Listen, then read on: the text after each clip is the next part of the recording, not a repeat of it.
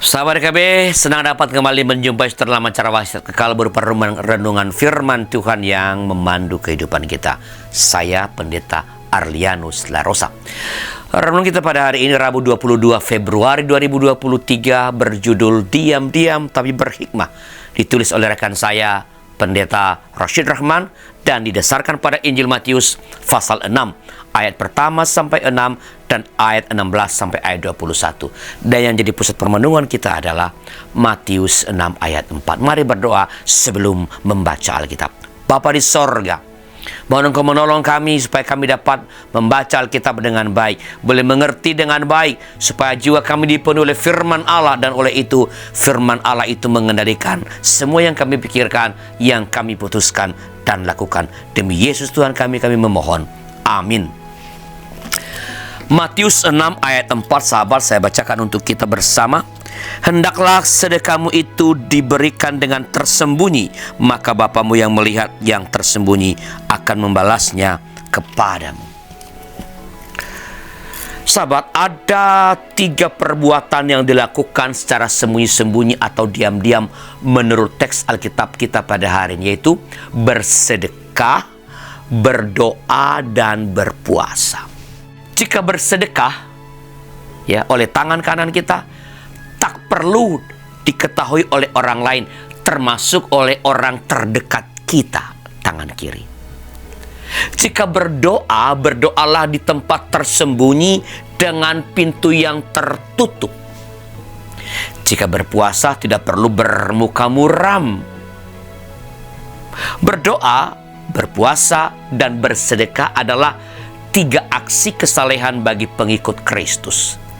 Terhadap ketiga aksi kesalehan tersebut, Yesus mengajarkan para pengikutnya untuk bersikap biasa-biasa saja. Melakukan aksi kesalehan adalah perlu, tetapi tidak perlu melakukannya secara demonstratif. Rabu Abu sebagai hari pertama Prapaskah adalah saat merefleksikan kemanusiaan.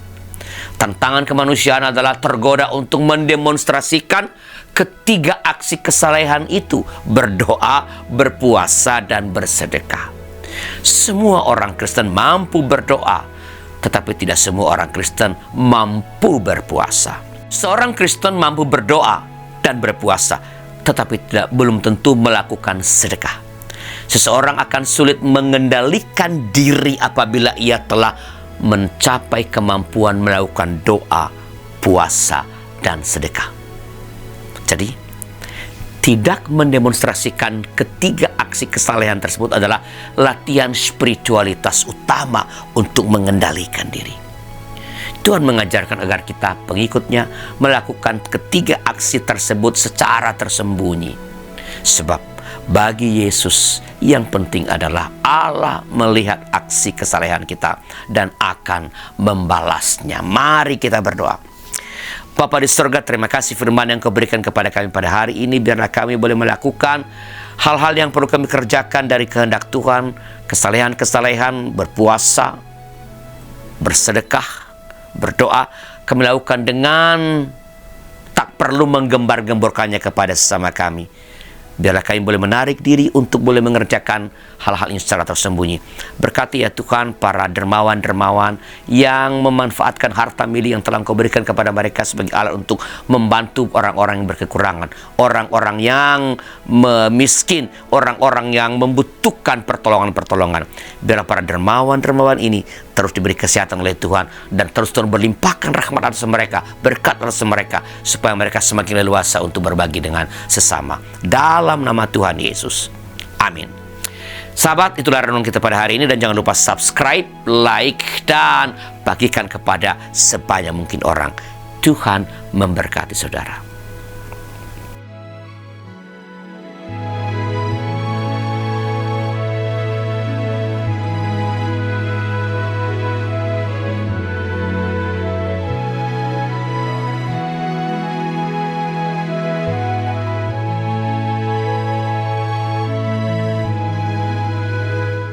Sahabat, mari dukung pelayanan dan pekabaran Injil melalui YKB dengan membagikan link acara ini kepada sebanyak mungkin orang.